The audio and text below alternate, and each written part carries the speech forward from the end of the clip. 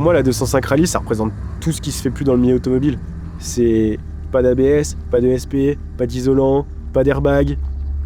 T'as vraiment une alchimie avec la voiture, c'est quelque chose de vivant. Alors, ok, aujourd'hui, tu prends n'importe quelle voiture moderne de sport, bah ça sera forcément plus performant, plus sécuritaire, mais t'auras pas cette sensation d'avoir fait un truc avec la voiture. Ok, la voiture, elle va t'emmener, t'auras fait un beau passage, mais t'auras toutes les assistances qui sont venues glisser un peu la chose. Là, si t'arrives à passer vite quelque part, c'est parce que t'as conduit correctement.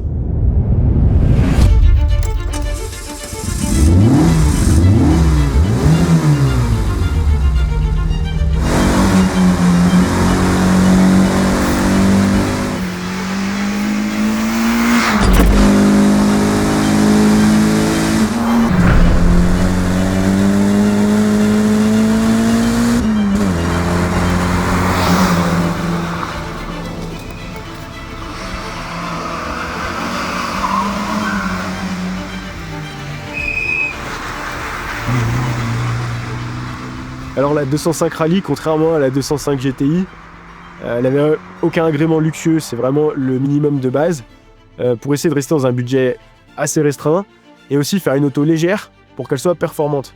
Je crois qu'en termes de catalogue d'options, il y avait le rétroviseur avant droit et l'essuie-glace arrière, et c'est tout. On avait une voiture facile à faire en mécanique, des trains roulants communs à la GTI, donc avec des pièces facilement trouvables, un petit moteur hyper fun, un 1294 TU qui avait été remodifié par Danielson, ce qui faisait que la voiture elle rentrait dans une catégorie Groupe N 1, la première catégorie Groupe N, donc c'était une auto avec très peu de modifications avec laquelle on pouvait directement courir. L'objectif c'était un peu que le client la semaine, il aille au boulot, il fasse son quotidien, et que le week-end, il puisse aller faire l'idiot soit sur circuit, soit en rallye, pouvoir l'exploiter la voiture.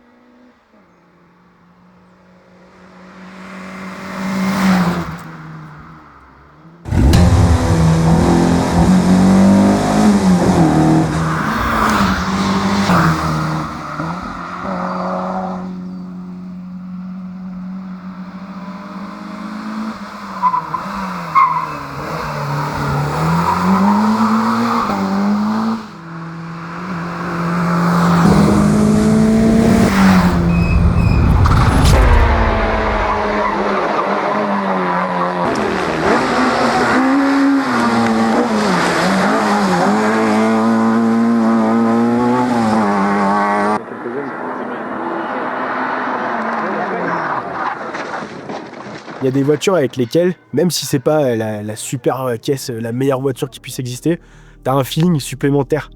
Où tu te dis, celle-ci, je pourrais jamais la vendre. Si je la vends, c'est vraiment dans l'ultime contrainte. Tu t'attaches à certains objets, parfois, et tu peux pas l'expliquer. Elle, par exemple, à force de la conduire, tu comprends certaines choses. Je la pose au garage, je suis obligé d'expliquer au gars comment faut la démarrer pour pas qu'il la noie. Tu vas la conduire, tu sais que tu vas manœuvrer, tu rentres la marche arrière, il y a une certaine manière de la rentrer.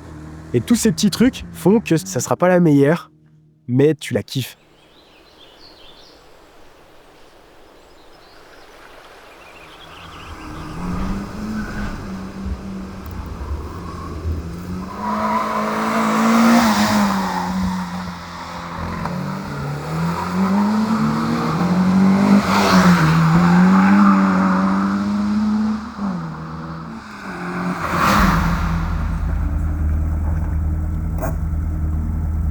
Esthétiquement, cette voiture, elle est incroyable. Tu la regardes sur toutes les coutures, c'est très simpliste. Ça ressemble à une 205 de société. Mais elle est trop fun. C'est-à-dire que tu la regardes de devant, t'as les voies qui sont plus larges que les voies arrière. Et tu peux la prendre en photo sous n'importe quel angle. Tu la gares sur un parking. C'est une expérience sociale. T'as forcément quelqu'un qui va te dire « Ah ouais, j'en avais une quand j'étais jeune ». T'as toujours une discussion. C'est une vraie, c'est toi qui l'as retapée. C'est une GTI, non, c'est une rallye. T'expliques la différence. En fait, t'as vraiment des gens qui connaissent et des gens qui viennent voir. C'est valable aussi sur la route, c'est-à-dire que tu vas rouler, les gens ils te font des appels de phare, ils te font des signes. Et même quand tu roules avec un rythme un peu soutenu, tu vois que tu déranges pas les gens comme tu pourrais les déranger avec une autre voiture. Et ça, c'est exceptionnel.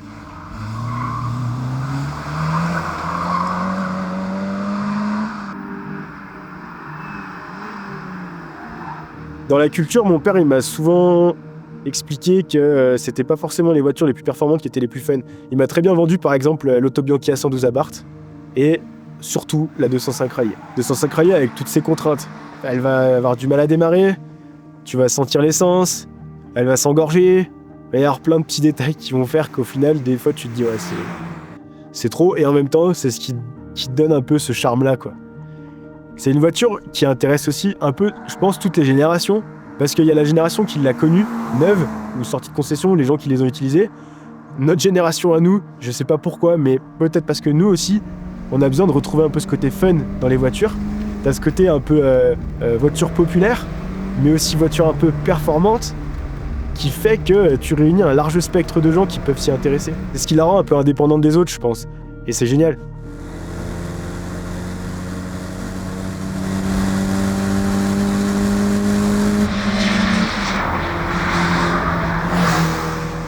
Cet exemplaire, on n'a pas toute son histoire, mais je sais déjà qu'elle a vécu avec des baquets vidés, complètement délavés. Je pense qu'elle a été bien utilisée. Et c'est aussi pour ça qu'elle a été remise un peu à jour. Mais elle a un avantage, cette voiture, c'est que mécaniquement, c'est très simple. Ça fait partie des petits trucs de cette voiture. Tu vas jamais avoir de gros soucis.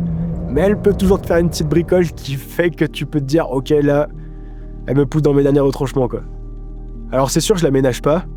Et je veux encore moins en faire une pièce de musée. Il y en a certains qui voient comme un morceau de l'histoire à préserver, illustrer. Mais au final, mettre l'histoire en avant, est-ce que c'est pas l'utiliser comme les ingénieurs l'avaient pensé ?